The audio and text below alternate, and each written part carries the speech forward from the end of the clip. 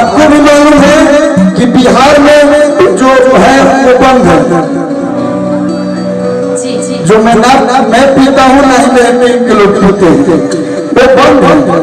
लेकिन जब भी सावन आता है तो ड्राइवर लोगों को बहाना मिल जाता है कि गाजा भांग जब शिव जी पियले तो हर फिल्म तो खराब हो गई। लेकिन रास्ते में चलेगा तो शिव जी पूरा दुनिया पर चले जाए लोग गाजा भांग पी के लोगों के काज निकाल कर देते हैं। गाड़ी लेके बढ़िया से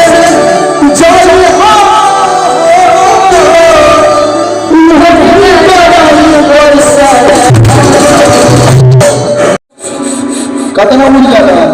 वो कहीं माई बाई का बच्चा के रखो कि चोही जे नसा तो बेटरी दासा